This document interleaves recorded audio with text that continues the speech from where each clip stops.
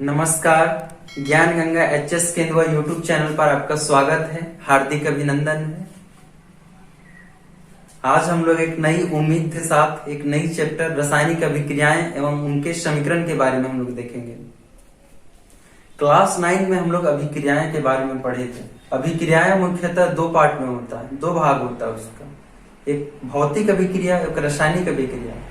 तो हम लोग देखे थे, उसका एग्जाम्पल देखे थे क्लास 9 में, जैसे मोमबत्ती का जलना, गूथे हुए आटा में जोर से मारना, दो लड़का मार के अपना मुंह वगैरह फोड़ लेता, उसमें भी अभिक्रिया हो जाता है। तो इन तमाम अभिक्रियाओं के बारे में हम लोग क्लास 9 में पढ़े थे, है ना। अब क्लास 10 में हम लोग को अभिक्रिया, रासायनिक अभिक्रिया के साथ साथ उनके समीकरणों को भी देखना है ना। उसके समीकरणों को संतुलित करने को भी हम लोग सीखना है। तो आइए हम लोग देखते हैं यहाँ इनके रासायनिक समीकरण को। रासायनिक समीकरण में क्या क्या हो जाएंगे एग्जाम्पल में, मोमबत्ती जलना, हमारा शरीर भोजन को पचाना, पेड़ पौधों की प्रकाश संश्लेषण से खाना बनाना, है ना। ये बहुत सारे एग्जाम्पल हैं। अब हम लोग देखते हैं इसमें कि अभिक्रियाएं होती क्या है। हम लोग तो पढ़ लिए हैं, बट एक बार और पढ़ते हैं अभिक्रियाएं होती क्या है। इनके बाद हम लोग देखेंगे रासायनिक अभिक्रियाएं क्या होती है। सबसे पहले देखते हैं अभिक्रियाएं। तो वैसे प्रक्रम जिसमें परिवर्तन होता है उसे अभिक्रियाएं कहते हैं। जैसे चेहरा में जोर से मार देना, परिवर्तन हो जाएगा। गूथे हुए आटा में जोर से मारना, परिवर्तन हो जाएगा। ट्रक और ऑटो भिड़ जाना, लड़ जाना, परिवर्तन हो जाएगा।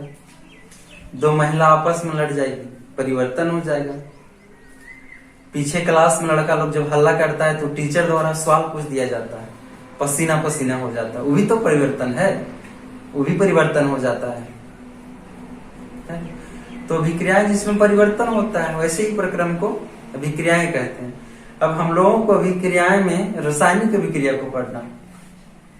तो रासायनिक अभिक्रिया क्या है? वैसे अभिक्रिया जिसमें रासायनिक परिवर्तन होते हैं उसे रासायनिक अभिक्रिया कहते हैं। अब रासायनिक परिवर्तन क्या होता है? जैसे दूध से दही बन जाता है। अब आजकल देखते होंगे आप लोग, घर में गर्मी के दिन में घर में जो रखे हुए सब्जी रहते हैं, रात वाला सब्जी, वो सुबह खट्टे हो जाते हैं, वो भी रासायनिक परिवर्तन है। तो इन तमाम सारे परिवर्तनों को हम लोग देखेंगे। अब इनके समीकरण में कुछ कुछ देख लेते हैं। जैसे कार्बन को हम जलाएंगे तो कार्बन जलने के लिए ऑक्सीजन की जरूरत पड़ती है। किसी भी पदार्थ को जलने के लिए ऑक्सीजन की जरूरत पड़ती है, ऑक्सीजन और आग की। तो उसको जब हम जलाएंगे तो कार्बन डाइऑक्साइड बन जाएगा।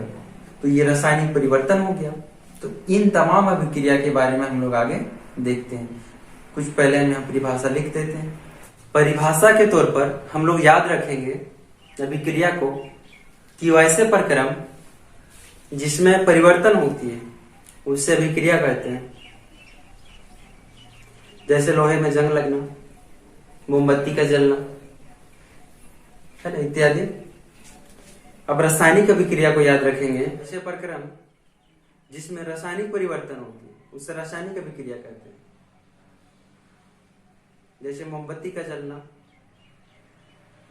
दूध से दही बनना, कार्बन जलने से कार्बन डाइऑक्साइड बनना, इत्यादि। अब आप देखिए अभिकारक, प्रतिकारक और अभिकर्मक तीनों एक ही चीज होता है। इसके बारे में देखिए एकदम सिंपल है। अभिक्रिया में जो तत्व भाग लेता है, अभिक्रिया में जो तत्व या पदार्थ भाग लेता है वही तो अभिकारक है, अभिकर्मक है ना। अब देखिए भाग कैसे लेता है। मान लीजिए दूध और खटाई हम रख देंगे एक साथ तो वो सुबह दही बन जाता है। तो भाग कौन लिया? दही बनाने के लिए उसमें भाग कौन लिया? दूध और खटाई। तो दूध और खटाई क्या हो जाएगा? दूध और खटाई अभिकर्मक हो जाएगा, अभिकर्मक।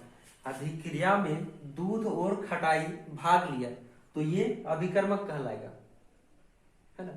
अब इसको भी नहीं देखते हैं, नेक्स्ट इसको देखेंगे। ये उत्पाद हो जाएगा, जो बना है वो उत्पाद हो जाता है। उत्पाद नीचे हम लोग देखेंगे। देखिए इसमें N2 और 3H2 भाग लिया, ये दोनों अभिक्रिया में भाग लिया तो क्या बना, 2NH3, है ना, ये बना। तो ये दोनों क्या हो जाएगा, अभिकर्मक हो जाएगा।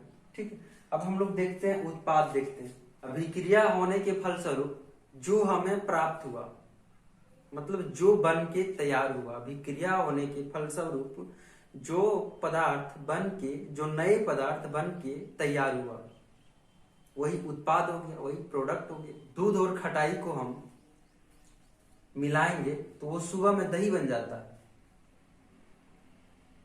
तो जो नया पदार्थ बन के तैयार हुआ मीन्स दही, उत्पाद हो जाएगा। देखिए दूध और खटाई अभिकर्मक है, इसको मिलाने से बनता है दही, तो दही क्या हो जाएगा, उत्पाद हो जाएगा, उत्पाद हो जाएगा या प्रतिफल हो जाएगा।